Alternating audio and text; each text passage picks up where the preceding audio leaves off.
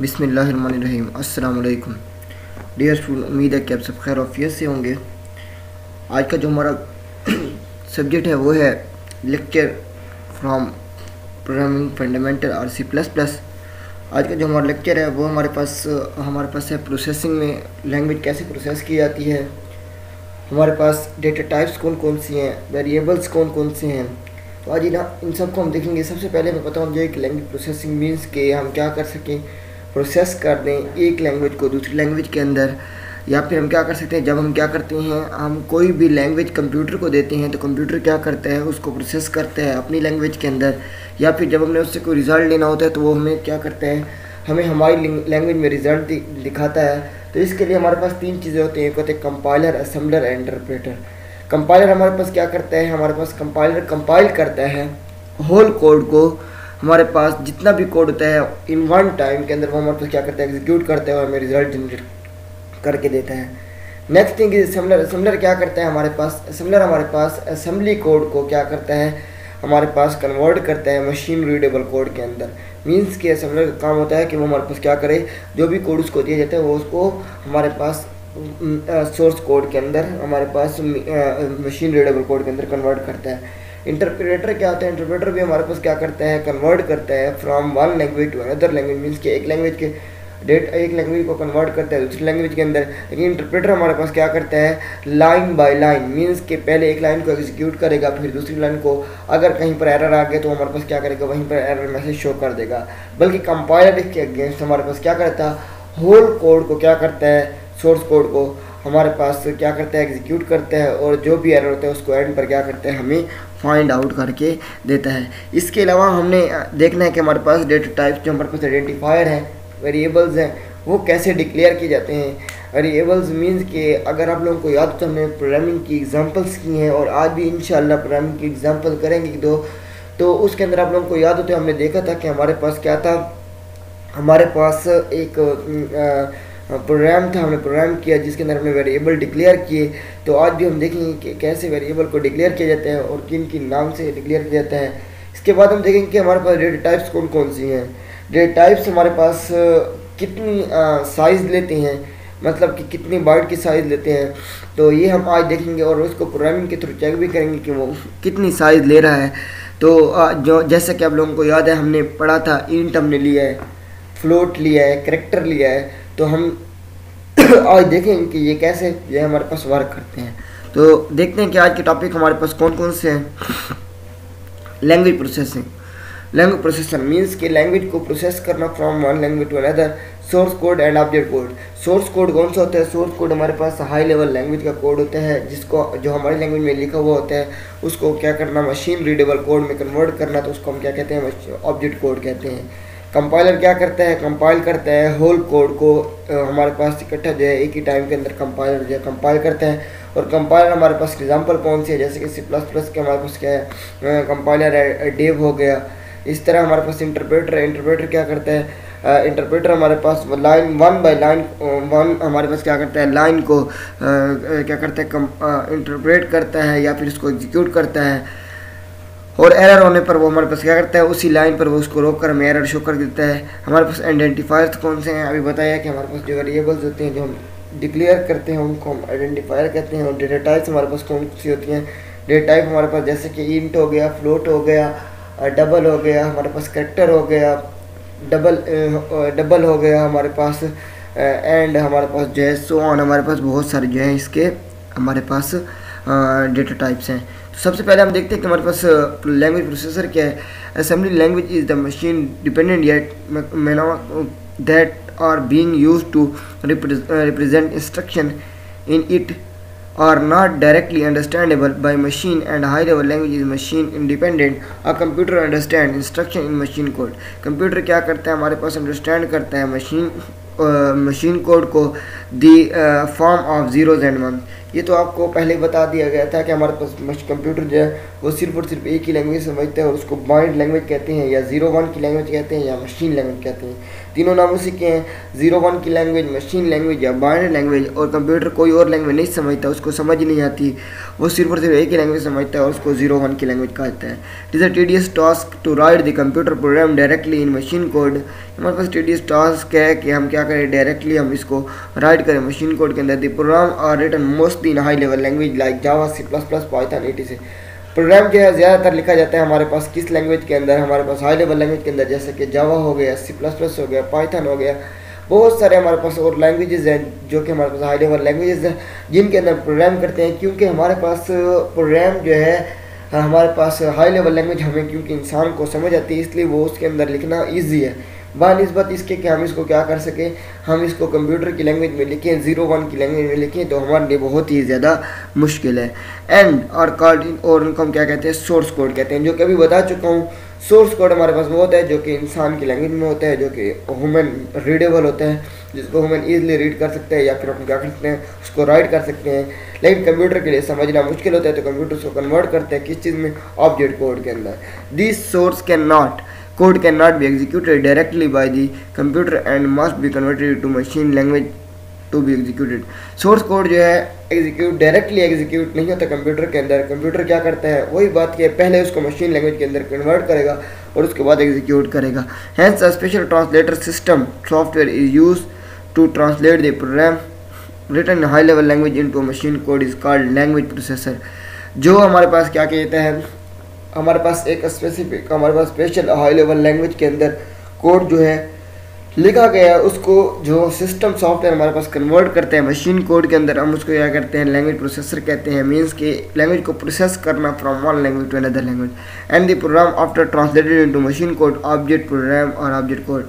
जो प्रोग्राम हमारे पास ट्रांसलेट हो जाता है उसको हम क्या कहते हैं, ऑब्जेक्ट कोड कहते हैं, या ऑब्जेक्ट हमारे पास क्या होता है, प्रोग्राम कहते हैं। जो कि पहले हम देख चुके हैं कि मैं बता चुका हूँ कि हमारे पास सोर्स कोड को ये है और हमारे पास क्या है, हमारे पास ऑब्जेक्ट कोड ये है। तो अब देखते हैं हमारे पास ऑब्जेक्ट कोड और सोर्स कोड के अंदर डिफरेंस क्या है। तो सबसे पहले difference between source code and object code. 1 हमारे पास क्या है, source code is generated by human और प्रोग्रामर। वही बात कि सोर्स कोड जो है जनरेट करता है इंसान या प्रोग्रामर जनरेट करता है। Object code generated by compiler और अदर ट्रांसलेटर। कंपाइलर क्या करता है, हमारे पास क्या करता है, जो ऑब्जेक्ट कोड होता है वो कंपाइलर या कोई ट्रांसलेटर जो है वो क्रिएट करके देता है या जनरेट करके देता है। Source code is high level code and object code is low level code. Source code हमारे पास हाई लेवल कोड है और ऑब्जेक्ट कोड जो हमारे पास क्या है, हमारे पास लो लेवल कोड है। Source code is written in the plain text by using some high level programming language. Source code जो है वो हमारे पास राइट किया जाता है प्लेन टेक्स्ट, जैसे कि आप लोग पढ़ते हैं ABC के अंदर, या फिर हमारे पास क्या किसी programming high level programming language के अंदर यूज़ किया जाता है। ऑब्जेक्ट कोड हमारे पास क्या होता है, translated code of source code, it is binary format. Object का कोड जो हमारे पास वो ट्रांसलेट हो जाता है सोर्स कोड से, तो वो हमारे पास क्या बन जाता है, बाइनरी कोड बनता है। Source code is a human understandable. Source code को इंसान ईजिली समझ सकता है और ऑब्जेक्ट कोड को जो है इंसान नहीं समझ सकता। Source code not directly understand by machine. Source code को डायरेक्टली अंडरस्टैंड मशीन नहीं कर सकती, लेकिन ऑब्जेक्ट कोड को डायरेक्टली अंडरस्टैंड कर सकती है मशीन, क्योंकि वो हमारे पास क्या हो जाता है, मशीन लैंग्वेज में कन्वर्ट हो जाता है, 0-1 की लैंग्वेज में कन्वर्ट हो जाता है, इसलिए उसको मशीन को समझना बहुत ही ईजी हो जाता है। इसके बाद है it is written in the high level language like C++, Python, etc and assembly language. ये हमारे पास राइट किया जाता है। बहुत सारी लैंग्वेज है, C++, जावा, पाइथन, जितनी भी ये हमारे पास क्या है, इनके अंदर लिखा जाता है। और हमारे पास it is written in machine language through compiler और असेंबलर और अदर ट्रांसलेटर। ये हमारे पास क्या कहता है, मशीन लैंग्वेज के अंदर लिखा जाता है। कंपाइलर हो गया, असेंबलर हो गया, या फिर दूसरा कोई ट्रांसलेटर है तो उसको यूज़ करते हुए ये इसके अंदर हमारे पास लिखा जाता है। इसके बाद हमारे पास क्या चीज़ है, इट कंटेन कॉमेंट और बेटर अंडरस्टैंड बाय प्रोग्रामर। ये हमारे पास क्या है, इसको अंडरस्टैंड करना किसके लिए, हमारे पास आपके कंपाइलर के लिए कंटेन करना या फिर प्रोग्रामर के लिए कंटेन करना ये बहुत ही इजी है। It does not contain comments for understand by machine. लेकिन कमेंट्स को अंडरस्टैंड करना मशीन के लिए हमारे पास क्या है, सूटेबल या फिर हमारे पास कंटेन करना अंडरस्टैंडेबल नहीं है। It contain less number of statement and then object code. ये हमारे पास क्या करता है, बानिस्बत ऑब्जेक्ट कोड के बहुत ही कम स्टेटमेंट्स लेता है। और ये हमारे पास क्या करता है, हमारे पास ऑब्जेक्ट कोड जो है वो मोर नंबर ऑफ स्टेटमेंट लेता है देन सोर्स कोड। वो सोर्स कोड से बहुत ज़्यादा स्टेटमेंट लेता है। It is less close toward machine. ये हमारे पास क्या है, लेस क्लोज है मशीन से, और ये हमारे पास क्या है, मोर क्लोज है टूवर्ड मशीन से। Performance of source code is less than object code. जो हमारे पास परफॉर्मेंस है सोर्स कोड की वो लेस है ऑब्जेक्ट कोड से, as it is a less close toward machine. ये हमारे पास क्या है, या फिर आप कह सकते हैं ये हमारे पास क्या है, मशीन से जो है ये इतना करीब नहीं है। Performance of object code is more than source code as more close toward machine. हमारे पास ऑब्जेक्ट कोड जो है वो हमारे पास क्या है, ज़्यादा हमारे पास क्लोज है मशीन से, क्योंकि हमारे पास जो ऑब्जेक्ट कोड है वो हमारे पास मशीन कोड है, इसलिए वो मशीन के साथ ज़्यादा डायरेक्टली अंडरस्टैंडेबल है, डायरेक्टली उसके साथ इन्वॉल्व है। और हमारे पास जो सोर्स कोड है वो हमारे पास क्या है, ह्यूमन अंडरस्टैंडेबल है, इसलिए वो डायरेक्टली उसके साथ इन्वॉल्व है। Source code is a input to compiler और any other translator. Source code हमारे पास क्या है, इनपुट है, या फिर हम क्या है कंपाइलर के लिए या फिर किसी और ट्रांसलेटर के लिए। ऑब्जेक्ट हमारे पास क्या कोड है, आउटपुट है, कंपाइलर और एनी अदर ट्रांसलेटर के लिए हमारे पास ऑब्जेक्ट क्या है, आउटपुट है। Source code is not system specific, object code is a system specific. हमारे पास सोर्स कोड जो है वो सिस्टम स्पेसिफिक नहीं है, लेकिन ऑब्जेक्ट कोड जो है वो हमारे पास क्या है, सिस्टम स्पेसिफिक है। तो ये हमारे पास क्या था, हमारे पास डिफरेंस था सोर्स कोड और ऑब्जेक्ट कोड के दरमियान कि सोर्स कोड क्या है, ऑब्जेक्ट कोड क्या है। उम्मीद है कि आप सबको सोर्स कोड और ऑब्जेक्ट कोड के बारे में समझ आ गई होगी कि सोर्स कोड हमारे पास कैसे वर्क करता है, उसका क्या काम है, क्या चीज़ होता है, और ऑब्जेक्ट कोड जो है वो हमारे पास कैसे वर्क कर रहा है, क्या काम है।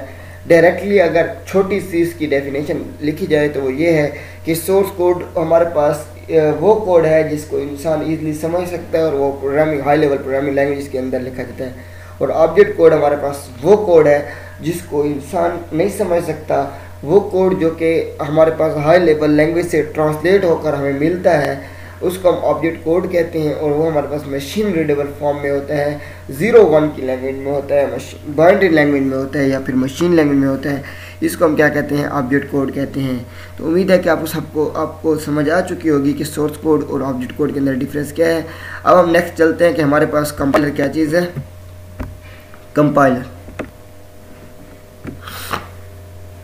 the language processor that reads the complete source program written in high level language as a whole in one go to translate it into equivalent program in machine language is called as a compiler।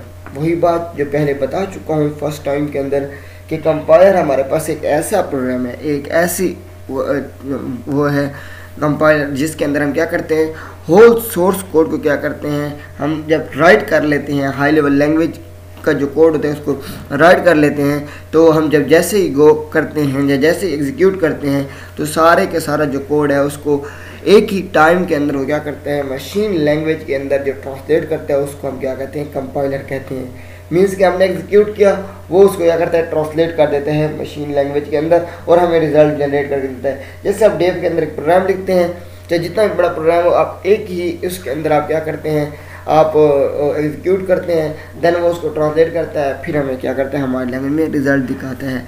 Source code हमारे पास देख सकते हैं image के अंदर, source code high level language के अंदर compiler के पास गया, कंपाइलर ने उसको क्या कर दिया, कन्वर्ट कर दिया ऑब्जेक्ट या मशीन कोड के अंदर या मशीन लैंग्वेज के अंदर उसको कन्वर्ट कर दिया। तो ये हमारे पास क्या था, कंपाइलर था। इसके बाद हमारे पास क्या है, assembler. The assembler is used to translate the program written in assembly language into a machine code। Assembler हमारे पास एक ऐसा हमारे पास प्रोग्राम है जो कि प्रोग्राम ट्रांसलेट करता है असेंबली लैंग्वेज को मशीन कोड के अंदर।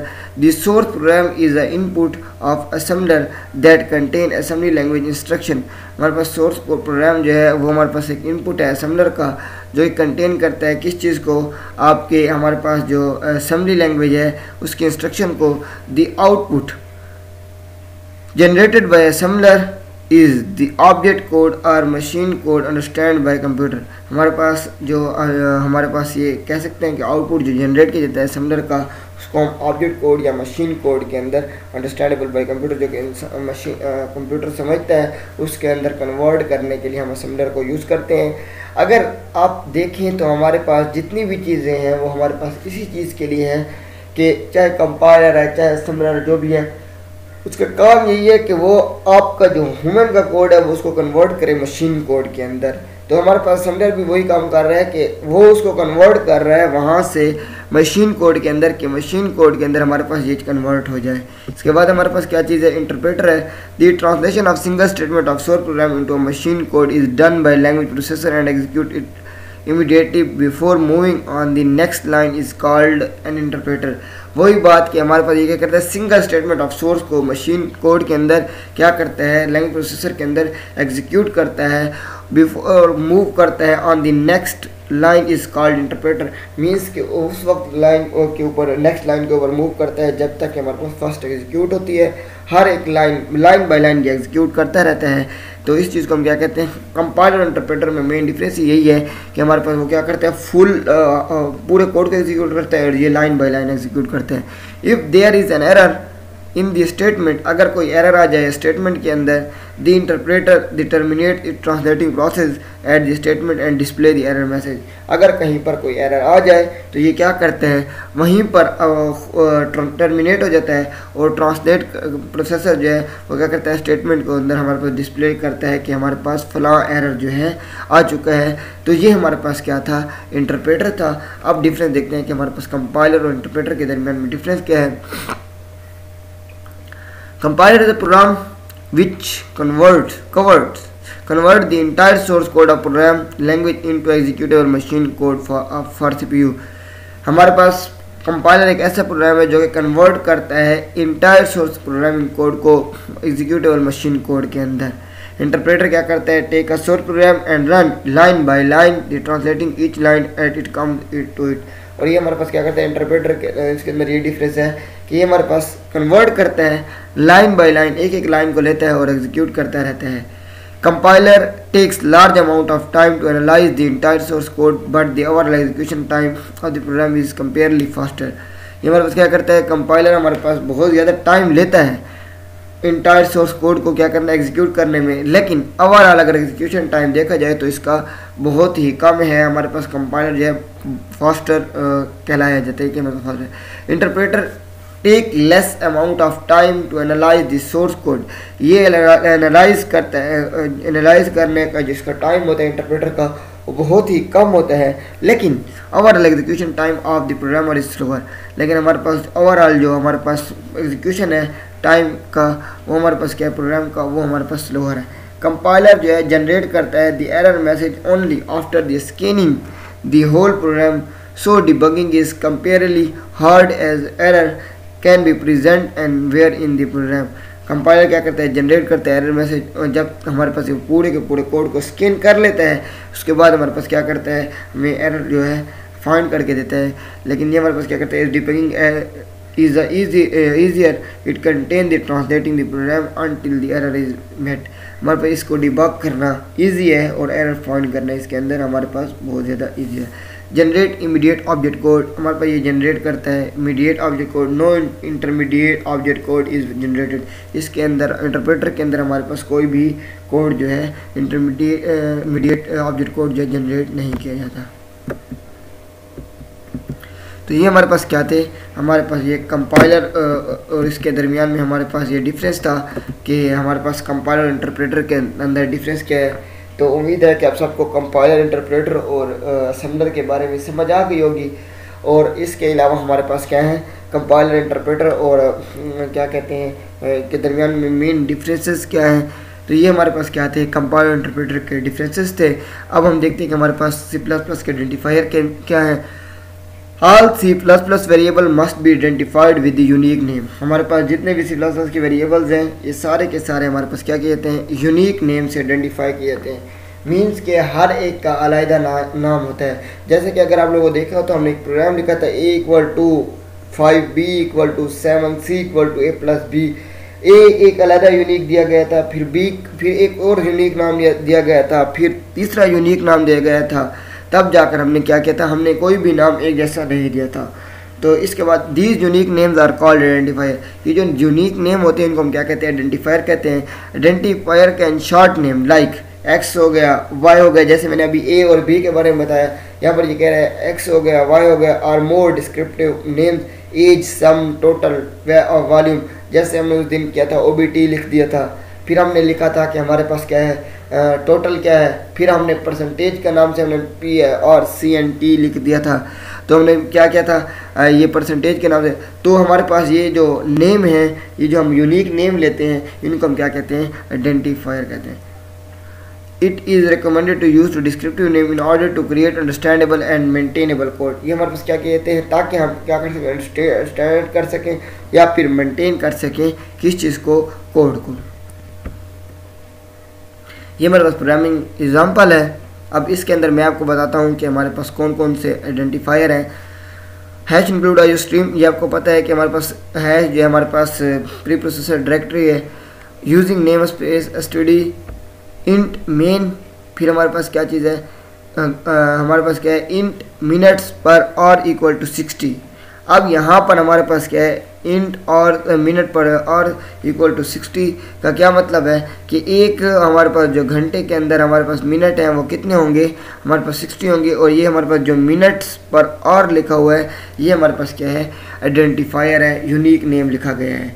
फिर हमारे पास क्या है, इंट m इक्वल टू 60 और सी आउट के अंदर मिनट्स पर और एंड हमारे पास क्या है, और m लिखा गया है। तो ये हमारे पास क्या चीज़ है, ये हमारे पास एक प्रोग्राम लिखा गया है जिसके अंदर दो आइडेंटिफायर हैं, एक मिनट्स पर और है और एक m है। अब यहाँ पर इजीली हम देख सकते हैं कि सी आउट मिनट्स पर और एंड सी आउट m हमारे पास क्या रिज़ल्ट जनरेट करेगा, ये आप लोगों ने कमेंट में इसका रिज़ल्ट जो है मुझे बताना है। इस क्वेश्चन में लास्ट में भी दोहरा दूंगा, लेकिन इसका रिज़ल्ट जो है बहुत ही इजी है कि हमारे पास इस क्वेश्चन का आंसर क्या आएगा, मींस के आउटपुट में हमें क्या चीज़ मिलेगी, तो वो आउटपुट आप लोगों ने मुझे लास्ट में कमेंट में बताना है। तो इसके बाद हमारे पास क्या चीज़ है, rules for constructing name for variable. General rules कौन कौन से हैं किसी भी वेरिएबल को कंस्ट्रक्ट करने के लिए। नेम और कंटेन लेटर, डिजिट्स और अंडरस्कोर। नेम्स को हम क्या कर सकते हैं, कंटेन कर सकते हैं लेटर, डिजिट या अंडरस्कोर से। Name must begin with a letter और अंडरस्कोर। हमारे पास जो नेम्स हैं वो कंटेन किए जाते हैं लेटर और अंडरस्कोर से। Names are case sensitive, my var and my var are different variables. ये हमारे पास नेम जो है वो केस सेंसिटिव है, जैसे कि my var and my var are different variables है। Names can not contain white spaces, name के अंदर वाइट स्पेसेस या स्पेशल कैरेक्टर जो है लाइक जैसे हमारे पास क्या हो गए, स्पेशल कैरेक्टर के अंदर नॉट का सिंबल है, हैश क्या है, परसेंटेज क्या है, etc, ये हमारे पास जो है यूज़ नहीं किए जाते हैं। Reserved word like C++ keyword such as int can not be used as a name. हम इंट को एज ए नेम यूज़ नहीं कर सकते क्योंकि वो हमारे पास क्या आइडेंटिफायर है, हमारे पास क्या है, हमारे पास डेटा टाइप है। डेटा टाइप को हम क्या कर सकते हैं, आइडेंटिफायर की जगह या वेरिएबल की जगह यूज़ नहीं कर सकते क्योंकि हमने देखा था इंट ए। अब इंट हमारे पास डेटा टाइप है और हमारे पास जो वेरिएबल है वो हमारे पास क्या है, हमारे पास ए है, तो इसलिए हम इसको वहाँ पर यूज़ नहीं करते। इसके बाद हमारे पास क्या चीज़ है, डेटा टाइप्स है। All variable use data type during declaration और restrict the type of data to be store. Variable की डेटा टाइप्स कौन सी होती हैं, कैसे हमारे पास वो रिस्ट्रिक्ट करता है कि डेटा जो स्टोर कर रहे हैं, मीन्स के हम यहाँ पर देखते हैं कि जो डेटा हम स्टोर कर रहे हैं तो वो किस टाइप का है, इंटीजर है, कैरेक्टर है, फ्लोट है, डबल है, जो भी है हम उसकी डेटा टाइप क्या करते हैं, डिक्लेयर करते हैं। Therefore, we can say that data types are used to tell the variables the type of data it can store. हम क्या करते हैं, हम देखते हैं डेटा टाइप्स को कि हमारे वेरिएबल्स को कि हम कौन सा डेटा स्टोर कर रहे हैं, data type. Whenever a variable is defined in C++, हमारे पास क्या होती है, डेटा टाइप जो हम यूज़ करते हैं C++ की, the compiler allocates some memory for that variables based on the data type with which is declared. Every data type is required different amount of memory. हमारे पास जो है मुख्तलिफ डेटा टाइप जो है वो हमारे पास क्या करते हैं, मुख्तलिफ मेमोरीज लेते हैं। इसके बाद हमारे पास क्या है, आज हम देखेंगे प्रोग्राम के थ्रू कि कौन सी डेटा टाइप जो है कितनी मेमोरी लेता है। इसको पहले हम देखते हैं यहाँ पर, फिर हम इसको क्या करेंगे, थ्रू प्रोग्रामिंग हम इसको चेक भी करेंगे।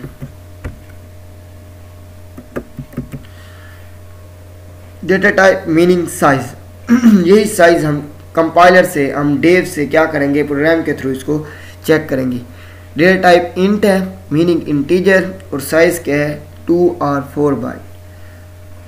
फ्लोटिंग पॉइंट के लिए यूज़ किया जाता है और इसकी जो साइज़ है वो 4 बाइट है।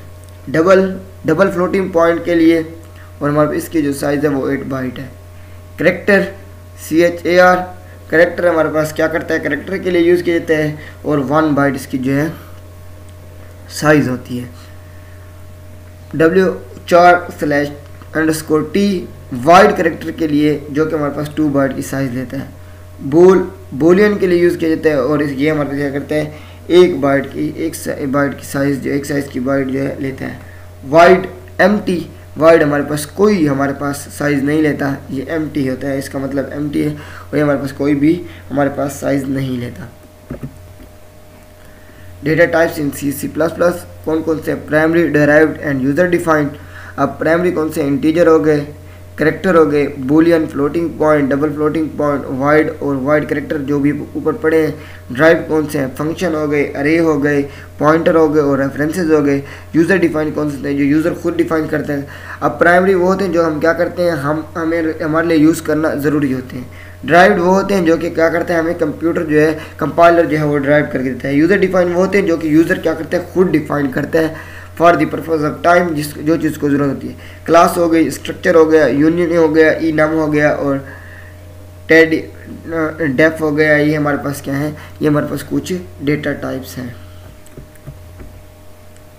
C++ के हमारे पास बहुत सारे डेटा टाइप्स हैं, तो इनको देखते हैं कि हमारे पास ये टाइप्स किस तरह वर्क करती हैं, इनकी रेंज क्या है, और इनकी बिट हमारे पास कितने बिट या बाइट का जो है एक हमारे पास जो है साइज़ है। करेक्टर 1 बाइट जो ऊपर पढ़ चुके हैं, ये मतलब -1 to 7 to 1 to 7 और 0 to 1 to 5 की टिपिकल इसकी रेंज है।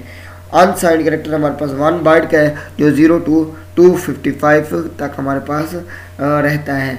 सिंगल साइन हमारे पास करेक्टर जो है वो -1 to 7 to 1 to 7 तक हमारे पास क्या है, हमारे पास साइज़ लेता है। इंटीजर क्या है, 4 बाइट, वैसे तो 2 बाइट है। डबल इंटीजर हमारे पास क्या करता है, यहाँ पर 4 बाइट 0 2 1 4 7 4 8 3 6 4 8 2 2 1 4 7 4 8 3 6 7, ये हमारे पास क्या है, इसका हमारे पास साइज़ है। अनसाइंड बाइट, फिर हमारे पास साइन इंट है हमारे पास, फिर शॉर्ट इंट है 2 बाइट का। शॉर्ट इंट हमारे पास क्या कहलाता है, शॉर्ट इंट के अंदर हम माइनस जो हमारे पास अनसाइंड शॉर्ट इंट है वो हमारे पास 0 to 65 535 उसकी रेंज है, और जो हमारे पास साइंड शॉर्ट इंट है उसकी -3 to 768 to 3 to 767 तक हमारे पास क्या है, रेंज है। उसके बाद हमारे पास क्या है, लॉन्ग इंट है। लॉन्ग इंट हमारे पास क्या कहलाती है, लॉन्ग इंट हमारे पास जो है हमारे पास 8 बाइट लेता है, और इसके लिए हमारे पास क्या चीज़ है, -21 4 7 4 8 3 6 4 8 2 2 1 4 7 4 8 3 6 4 7, ये हमारे पास क्या है, इसकी रेंज है। साइन लॉन्ग इंट हमारे 8 बाइट सेम, और लॉन्ग इंट ये हमारे पास क्या है, लॉन्ग इंट की तरह यूज़ किया जाता है। अनसाइन लॉन्ग इंट के लिए 0 to 4294 967 295 तक हमारे पास क्या है रेंज होती है इसकी। अनसाइन लॉन्ग इंट के लिए हमारे पास 0 to 18446 744 0 73 709 551615, ये हमारे पास क्या है, इसकी रेंज है। फ्लोट 4 बाइट लेता है, डबल 8 बाइट लेता है, लॉन्ग डबल 12 और 8, डब्ल्यू करेक्टर जो 2 और 4 बाइट 1 बाइट करेक्टर के लिए हम इसको यूज़ करते हैं। तो ये हमारे पास क्या थे, हमारे पास डेटा टाइप्स हैं। तो उम्मीद है कि आप सबको डेटा टाइप्स के बारे में समझ आ गई कि डेटा टाइप्स क्या क्या हैं और कैसे कैसे वो वर्क करते हैं। तो अब हम क्या करते हैं, हम अपने प्रोग्राम के थ्रू जाते हैं, हम प्रोग्रामिंग ओपन करते हैं कि कैसे हमने इनको प्रोग्रामिंग के थ्रू देखना है, या फिर हम इनको कैसे शो ऑफ करवाएंगे, तो इनकी साइज़ वहाँ पर हमें कैसे पता चलेगी, तो वही हम देखते हैं आज। सबसे पहले हमने डेव प्रोग्राम जो है वो ओपन कर लिया। इसके अंदर हम क्या करते हैं, हम सेम एज वही जो हमने न्यू के अंदर जाकर हम क्या करते हैं, फाइल के अंदर जाते हैं। वैसे तो ये ओपन हो पड़ा है, लेकिन फिर भी एक बार हम दोबारा इसको देख लेते हैं। प्रोजेक्ट क्रिएट करते हैं, प्रोजेक्ट के अंदर एम्प्टी प्रोजेक्ट, फिर आपने जो नाम उसको देना है वो दे सकते हैं। ओके कर दें, फिर इसको यस कर दें। यस, हमारे पास क्या हो गया, हम इसको दोबारा चेंज करते हैं। ठीक है, अब यहाँ पर हम क्या करते हैं, सबसे पहले वही काम, हैश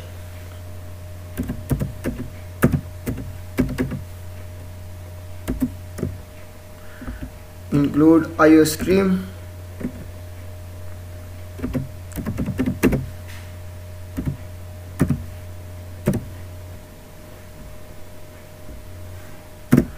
इसके बाद हम क्या करते हैं, यूजिंग नेम स्पेस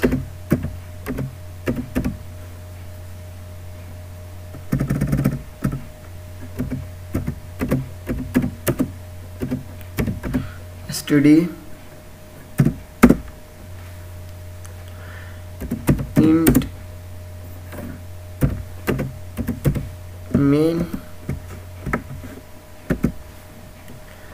ये हमारे पास क्या है, हमने प्रोग्राम को राइट करने के लिए हमने पहले उसकी जो हमारे पास सिंटैक्स है, जो हमारे पास प्रोग्रामिंग का, वो हमने देख लिया कि हमारे पास ये प्रोग्रामिंग का सिंटैक्स है।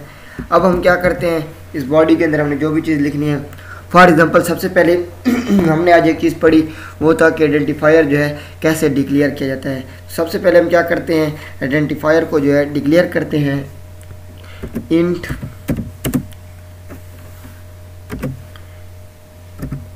x equal to 80, int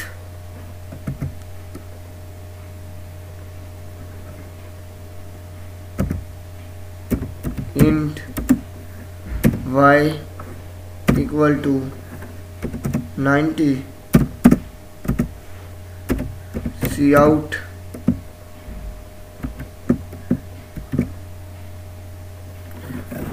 x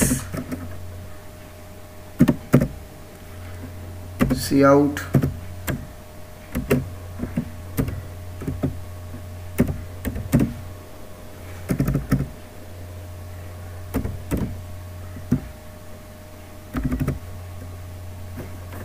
y comma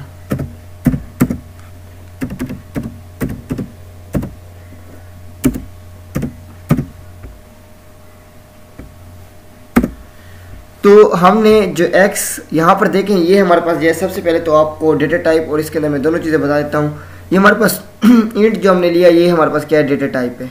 ये हमने यूनिक नेम लिए x और y, तो ये हमारे पास क्या है, हमारे पास ये हमारे पास जो है, आप कह सकते हैं कि ये हमारे पास आइडेंटिफायर हैं, वेरिएबल्स हैं जो हमने डिक्लेयर किए हैं। अब हम चेक करते हैं कि इनका रिज़ल्ट जो है हमारे पास क्या कौन सा आएगा। तो उससे पहले हम क्या करते हैं, इसको कंपाइल करते हैं। तो कंपाइलिंग स्टार्ट है, जैसे कंपाइलिंग कंप्लीट होगी हमारे पास क्या है, hash include IO stream,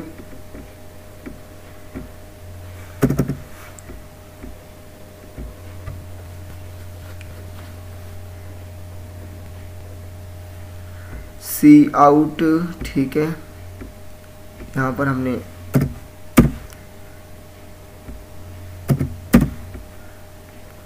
semicolon नहीं लगाए थे।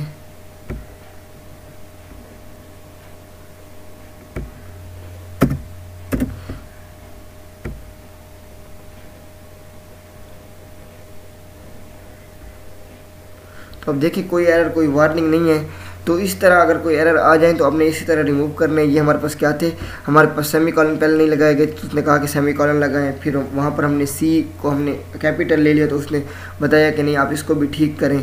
तो अब हम देखते हैं कि ये हमारे पास क्या है, डेटा टाइप है, ये हमारे पास क्या है, यूनिक नेम जो है, ये वेरिएबल्स है। इसके बाद हम क्या करेंगे, दोनों को हम क्या करेंगे, सेम यूनिक, उसने कहा कि यूनिक नेम दिए जाते हैं, तो हम इसको सेम भी चेक करेंगे। लेकिन इससे पहले इसका रिजल्ट देख लेते हैं। रिजल्ट देख लें, 80 एंड 90, 80 90 हमारे पास क्या है, एक साथ आ रहा है। तो हम इसको अलहदा करने के लिए हम यहाँ पर क्या कर देते हैं,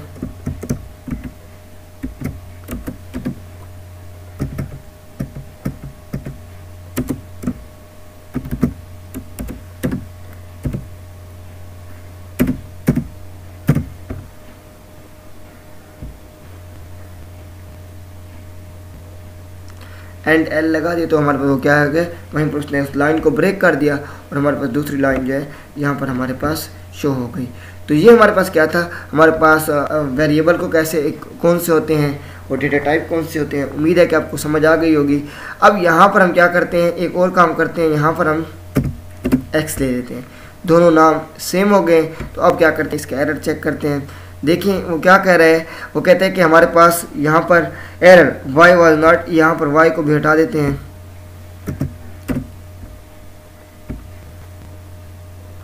देखिए अब यहाँ पर ये क्या कर रहा है, इन फंक्शन इंट मेन हमारे पास क्या है, एरर है डिक्लेरेशन ऑफ इंट एक्स। हमारे पास दोनों जो नाम हैं वो सेम आ चुके हैं, नोट एक्स और प्रिविलेज डिक्लेयर। हमारे पास यहाँ पर आप देख सकते हैं, यहाँ पर लिखा हुआ है कि वो पहले से डिक्लेयर है एक्स, तो अब दोबारा उसको नहीं ले सकते। जैसा कि उस डेफिनेशन के अंदर कहा गया था कि हम क्या करेंगे, यूनिक आइडेंटिफायर लेंगे। यूनिक नेम को हम क्या कहते हैं, आइडेंटिफायर कहते हैं। तो यहाँ पर हमने जैसे ही उसका नाम वही लिखा तो उसने फ़ौरन एरर जनरेट करके दे दिया कि नहीं आप ये नहीं लिख सकते, क्योंकि आप इसको प्रिविलेज, हमने इसको पहले ही क्या कर चुके हैं, हम इसको डिक्लेयर कर चुके हैं। अब मैं इस एक्स की जगह वाई दोबारा नहीं लिखता, मैं जेड लिख देता हूँ। तो ये क्या करेगा, इसको ईजिली हमारे पास क्या कर देगा, हमें दोबारा जो है वही रिजल्ट जनरेट करके दे देगा। अब देखिए कोई एरर, कोई वार्निंग हमारे पास नहीं आई और 80 और 90 उसने रिजल्ट जो है वो जनरेट करके दे दिया है। तो ये हमारे पास क्या था, हमारे पास इसका प्रोग्राम था, ये हमारे पास वे था जिससे हम फाइंड कर सकते कि हमारे पास जो है वेरिएबल्स कौन से हैं। हमने देख लिया कि हमारे पास डेटा टाइप कौन से हैं। अब हम क्या करते हैं, हम इसी प्रोग्राम के अंदर मैं एक और काम करता हूँ, जिसके अंदर मैं एक चीज़ हम देखते हैं यहाँ पर।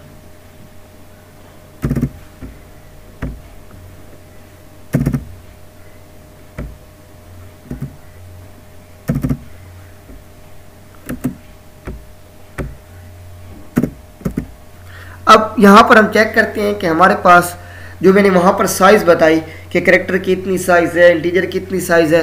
अब कंप्यूटर के थ्रू कंप्यूटर से कहते हैं, कंपाइलर से कहते हैं कि वो हमें साइज़ बताए कि कंपाइलर की कैरेक्टर की साइज़ कितनी है। तो उसको साइज़ को फाइंड करने के लिए हम क्या करते हैं, सी आउट, ठीक है। सबसे पहले आप सी आउट लिखेंगे, सी आउट के बाद क्या करेंगे, स्ट्रिंग के अंदर आप क्या करेंगे, आप लिखेंगे साइज ऑफ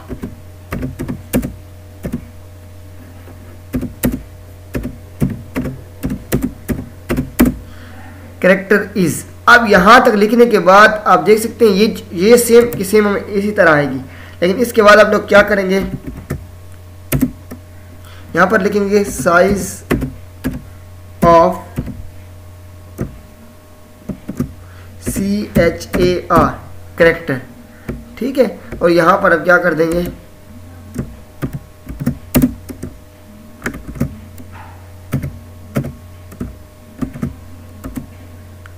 यहां पर लिख देंगे in size of character is bite.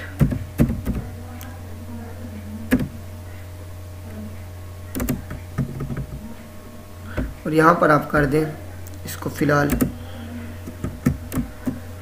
आप कॉमा दे दें यहाँ पर। अब देखें यहाँ पर क्या होगा, सबसे पहले वो ये चीज़ सेम एज इसी तरह लिखेगा और यहाँ से वो कैरेक्टर की साइज़ लेगा। कैरेक्टर की अब साइज़ कितनी थी, 1 बाइट थी, 2 बाइट थी, 4 बाइट थी, वहाँ पर हमने देखी। अब ये हमें शो करके देगा कैरेक्टर की साइज़ कितनी होती है। और फिर वो यहाँ पर कैरेक्टर की, यहाँ पर लिखेगा साइज़ ऑफ कैरेक्टर इज़, यहाँ पर हमारे पास वो डिजिट आ जाएगा और आगे बाइट लिखा हुआ होगा। तो देखते हैं, इसको कंपाइल करते हैं, चेक करते हैं। देखें size of character is 1 byte. 1 हमने कहीं पर नहीं लिखा, उसने खुद ब खुद बताया कि इसकी जो साइज है कैरेक्टर की वो कितनी है, 1 बाइट है। अब इसके साथ साथ मैं क्या करता हूँ, इसको मैं यहाँ पर एंड एल करता हूँ। इसके बाद मैं क्या करता हूँ, दोबारा सी आउट, मैं यहाँ पर लिखता हूँ size of int is next, क्या है दोबारा वही काम, साइज ऑफ इकट्ठा और ब्रैकेट के अंदर इंट, फिर हमारे पास वही चीज़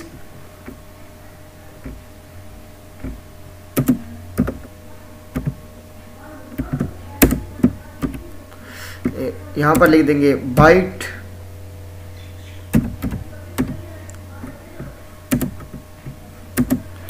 एंड एल कम, ठीक है, सेमीकोलन। अब इसको रन करते हैं। यहाँ पर क्या यहाँ पर इशू आ रहा है, तो C out size of int, ठीक है,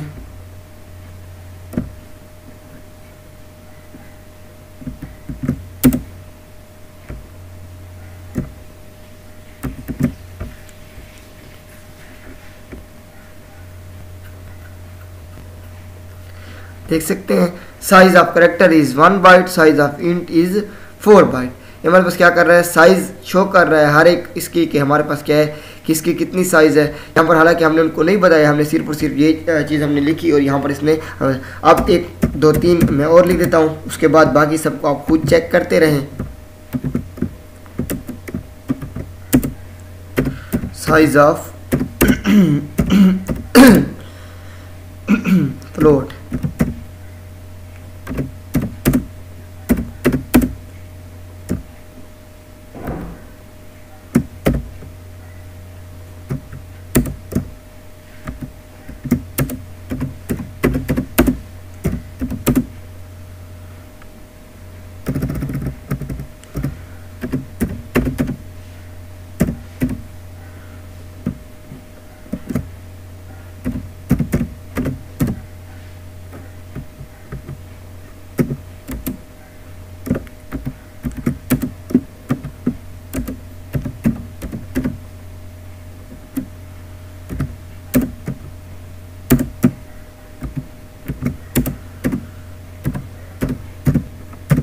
handle is use for next line, C out, फिर मैं क्या करता हूँ,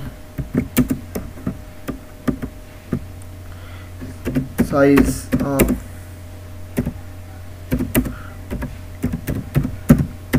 डबल इज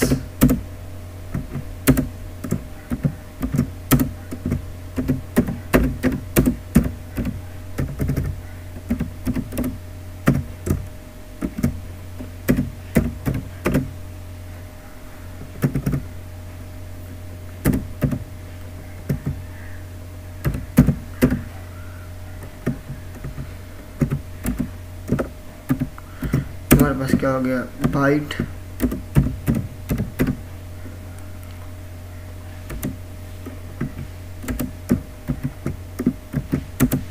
एंड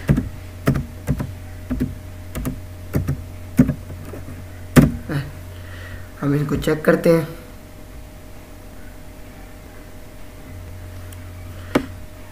ये मैंने चेक कर दिया, ठीक है। Size of character is 1 byte, size of integer is 4 byte, size of float is 4 byte, size of double is 8 byte. तो वहाँ पर हमने जो चीज़ें देखी, यहाँ पर हमने इम्प्लीमेंट करके देखा कि वाकई में प्रोग्रामिंग के थ्रू हम उसको देख सकते हैं कि कितनी बाइट की साइज़ है। तो उम्मीद है कि आप सबको ये बातें समझ आ गई होंगी।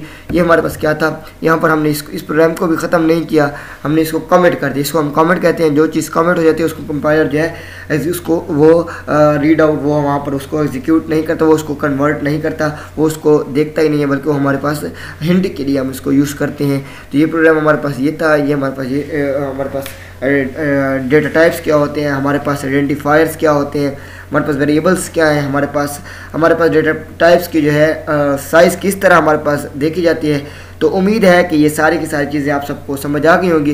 अगर फिर भी कोई इशू हो तो आप लोग क्वेश्चन आंसर कमेंट में कर सकते हैं, लेकिन उस क्वेश्चन का आंसर जो आपके स्लाइड्स के अंदर मैंने लिखा हुआ है उसका आंसर आपने यहाँ पर देना होगा मुझे कमेंट में कि उसका आंसर जो है क्या कौन सा आएगा। मीन्स कि आप उसको रन कर सकते हैं या फिर आप उसका आंसर जो है खुद से देख कर ही बता सकते हैं कि उसका आंसर जो है बहुत ही ईजी है। आप उसको देखेंगे तो आपको आंसर खुद ब खुद समझ आ जाएगी।